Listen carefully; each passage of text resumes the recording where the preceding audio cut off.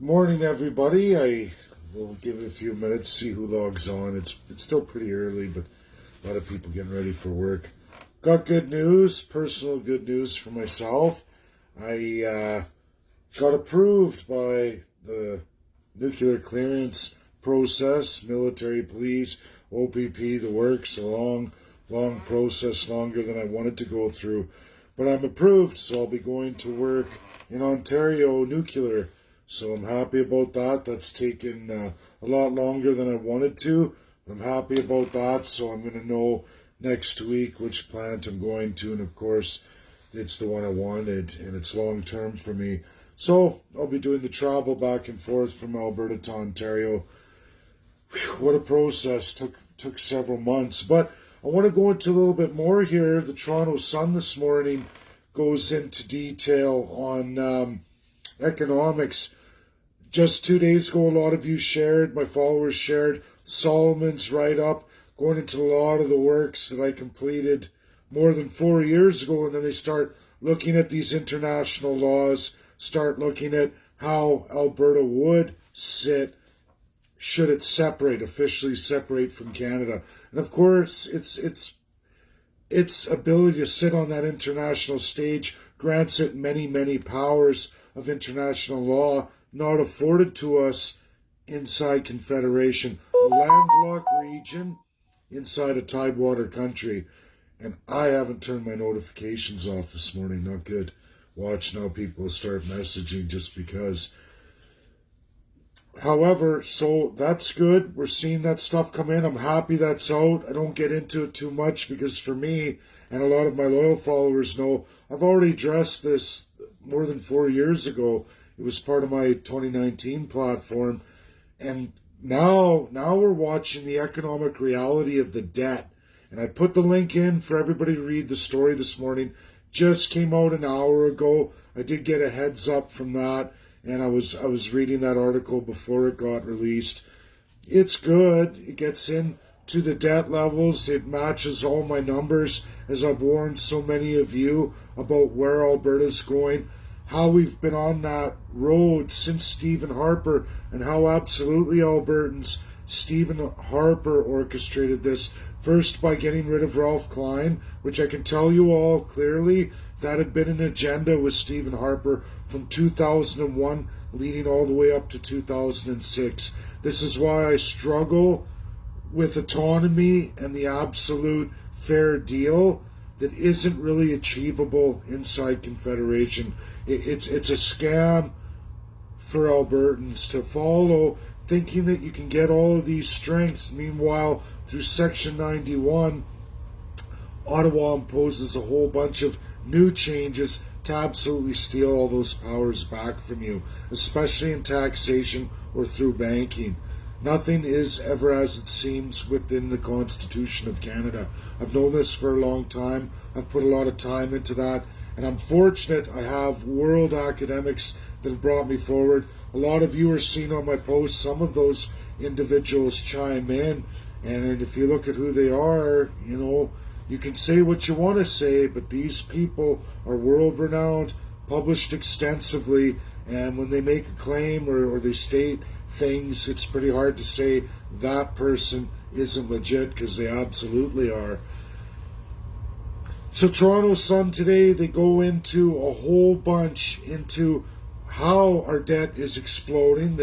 I'm glad in these last couple of years they're starting to publish it, but they don't give you the why we're ending up like this. And this is the part that needs to be shared out to each and every one of you. It's what you have to share out when you're in conversations with other Albertans.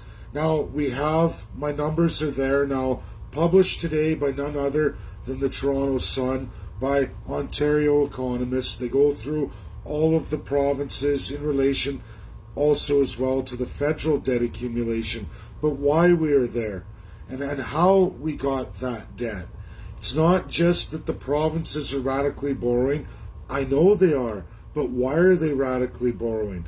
That's because the federal government is picking individual regions, absolutely borrowing against those regions, and then redistributing that borrowed money into the rest of Confederation. That's what's happened to Alberta. Absolutely not reinvesting any kind of per capita equality of reinvestment, leaving the province to absolutely find a way to pay for those things themselves. Centralization. I've talked about this in great detail. As of last year, $53 billion was borrowed against Alberta on the federal side. Redistributed most of it, an absolute majority of it, a larger portion than ever before, redistributed into Canada, while Alberta was left with a major hole. The provincial government borrows after leveling their own revenue side. Jason Kenney did absolutely do that.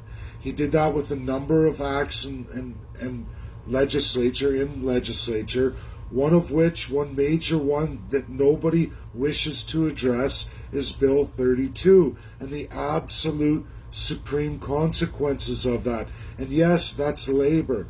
Now, for small business, domestic owners, I just went through this last night with somewhat of a community of small business owners to try and explain to them why, when you get on board with independence, we can't just have a separatist platform on limited religion and absolute all about small business or domestic business, because you're missing the labor. And Rachel Notley's winning that with absolutely no labor policies. Now, we all see Jason's fall. He's falling very fast.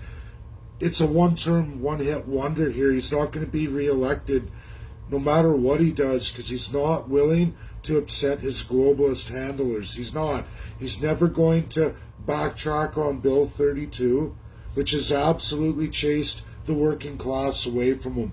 And people just go by what they know. They know that there's UCP or NDP. Those are the only real choices in their minds they have. They don't want to entertain anything else, so they go with what they know.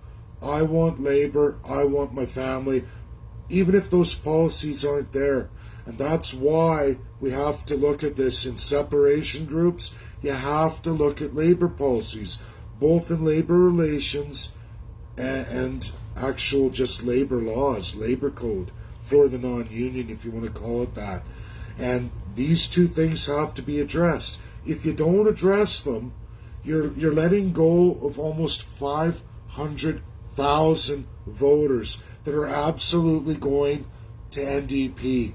They gave UCP crapped on, they went the other way. Small business owners and domestics, you all know, which you're a majority and a major driver of the economy, which is crashing. It is actually all the foreign large multinationals who are the only ones doing well in Jason Kenney's new Alberta, at a tremendous expense to our revenue side, because the people of Alberta who work for a living aren't contributing back in to the system through taxes, because they don't make the money anymore. That's reality. We have all of the data, as is what I've said for years now, just released today in the Toronto Sun, showing the absolute debt accumulation, the absolute loss per family year after year from 2008 all the way forward. Absolutely started by Stephen Harper, absolutely bolstered by Justin Trudeau. Two parties doing the exact same rollout. And then you have an NDP with the delusional sense really left on a socialist side that we don't need to worry about labor, we'll just enact a Green New Deal that will absolutely implement forced labor. That's how they address forced labor. Very communist, very Marxist-Leninist, and absolutely destructive, but on the socialist side. The problem is the liberals and conservatives are gravitating to an alt-right version of globalism that is basically the same thing in different ways, but they're doing it to the domestic business owner, the small business owner, which is a huge driver and also a huge employer of people. But they're making you uncompetitive with those giant globalist companies. And then they've changed all the labor laws so that the giant globalist companies pay everybody a lot less absolutely stepping on the small domestic business owner that actually cares about the community, actually cares about the people that work for them, and tries to make their lives better, but they can't compete. That's what the Liberals and Conservatives are doing. And then you have NDP on the other side saying, well, we're just going to do forced labor, the Green New Socialist deal, Marxist-Leninist 2.0. And you see here, everybody, it doesn't matter what version of party you pick. Domestic business doesn't exist in any of those, let alone small business. Not really. Only specified key ones attached to public sector if you go the way of the NDP. And then Labour's sitting there going, well, it's probably a little better if I go with NDP. It is the Labour Party. If you take real Labour policies, attach them in platform that absolutely strengthen domestic business, give them that cutting edge against the big multinationals, the big wealthy elites, and you let the people fight that fight in labor, meanwhile allowing domestic small, medium businesses to absolutely compete on an even platform. That's how you establish policies. That's how you make it work. And people don't understand, I know because it's a new concept, the states, this is what Donald Trump was halfway through during his administration, why I supported him so very much. Even right now, Democrats support all of those trade changes, especially the USMCA, the American First policy, not created by Donald Trump, was absolutely brought in the 20s, voted unanimously, partisanly, 78% by Americans. No party, no matter what they say, I call it political pillow talk, is going to go against that because they know they will lose a massive majority of support of Americans should they try to go against that. I know it's a concept Canadians aren't familiar with. Unfortunately, it's been greatly suppressed here, but it's something we have to look at. I'm not saying we have to match Canada first, but it's not such a bad idea in this global set of events, and we're all seeing it. Doesn't matter if you work for a living, doesn't matter if you strive to have your own business, you're all feeling it, you're all seeing it. You just don't know absolutely why. Now, I know when I say this, all of you followers are loyal to me. You understand, who've stayed with me a long time. You get it. But even you see on my feeds when I post videos like this, time and time again, the resistance. And it's always great. New followers and new people coming on board and forward. But you see, it's always over and over. People criticize. They're not sure. They don't understand what you're talking about. And we all see it. But this is the great education, and that's what I'm planning to do. With my new opportunity in Ontario, it looks like it's going to be the next couple weeks. I'm out of here. One more week in relation to that plant, and then I'm going to have an answer back on where I'm going and when. And I have to have my federal political party in place before I leave. So this week is all going to be about getting everything established on that front right here in Alberta before I leave. There's rules with the EA, and they want to see if I make an agenda that it is actually across Canada. I have to collect those signatures, so it's going to be terrific. I'm going to be very close to Toronto by the looks of it. Never been there before, never been east of Saskatchewan, but I'll be able to do a lot of door knocking there. I'm just going to need my Alberta secured before I leave and the people in place and that ready to go. And of course, the website coming up here shortly. But I have a meeting with my insiders on Friday. Everybody, we're going to iron that out. You're going to see this Canadian Constitutionalist Party emerge in the coming weeks and months, definitely in website anyway. And then the road to getting this party established is next with Elections Canada.